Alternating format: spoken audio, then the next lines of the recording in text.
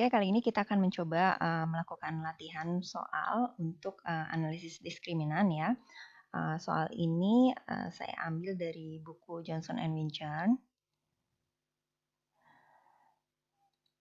Kita lihat soal yang pertama, ini soal 11.1. Ini ada matriks X1 dan X2-nya. Lalu ada X bar 1 dan X bar 2 dan juga ada S-pult-nya. Nah, di sini diminta menghitung fungsi diskriminan linear sesuai dengan persamaan 11-19 dan juga kita klasifikasikan amatan baru X0 ini sebagai populasi 1 atau populasi 2 mengikuti yang aturan persamaan 11-18 dengan menggunakan prior dan cost yang sama.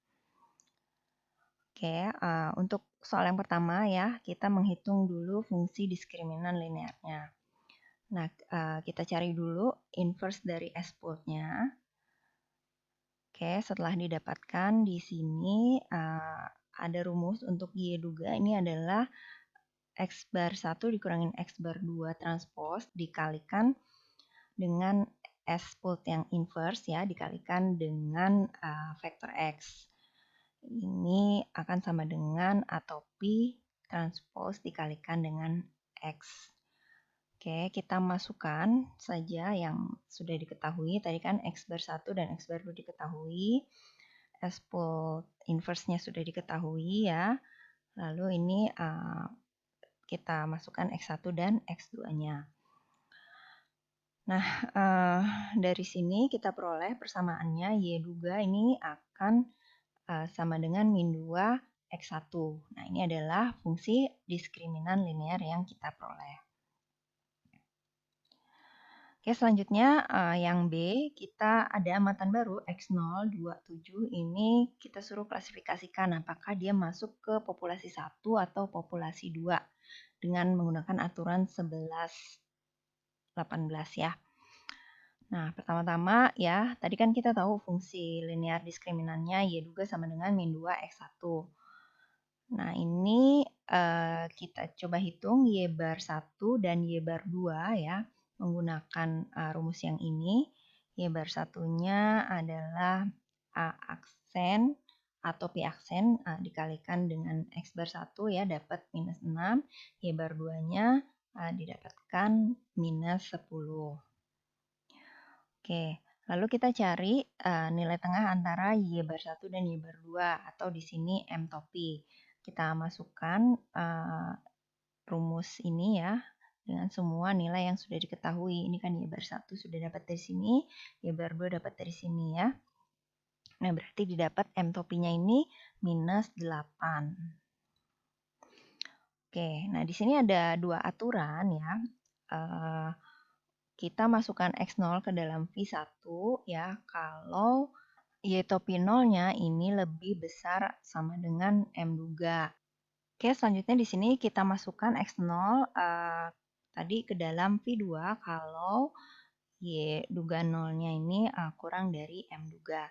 Nah, di sini kita coba masukkan ya. X aksen 0-nya kan tadi 27 ya. Kita masukkan ke persamaan ini. Min 20 dikalikan 27 ini dapatnya minus 4 karena minus 4 ini lebih besar dari minus 8 berarti dia memenuhi persamaan yang pertama, artinya kita mengelompokkan X aksen 0 ini sebagai populasi yang ke-1. Oke, kita lanjut soal selanjutnya 11.4 ya. Di sini seorang peneliti ingin menentukan prosedur untuk membedakan antara dua populasi multivariat. Peneliti ini memiliki data yang cukup tersedia untuk memperkirakan fungsi kepadatan F1X dan F2X yang terkait dengan populasi V1 dan V2. Masing-masing C2 given satunya 50. Dan C1 given 2-nya ini 100. Nah, pada kasus ini cost untuk populasi kedua adalah P2 jika P1 diketahui ya. Selain itu diketahui juga kalau sekitar 20% dari semua item yang mungkin berdasarkan V2. Jadi ini peluang masuk ke populasi 2-nya ini 0,2. Oke, dengan aturan ECM, berapakah nilai minimum untuk memasukkan komponen baru ke salah satu dari dua populasi tadi? Lalu, ini ada komponen baru nilai peluangnya F1X-nya 0,3, F2X-nya 0,5. Nah, kita disuruh identifikasi dia masuk ke Pi1 atau Pi2.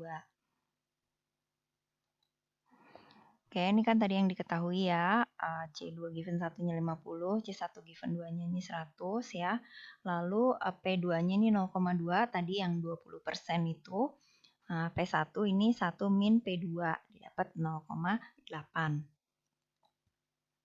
Nah, aturan minimum ECM ini untuk nilai pengamatan X akan dimasukkan ke V1 kalau F1X per F2X ini lebih besar daripada nilai yang di kanan ini.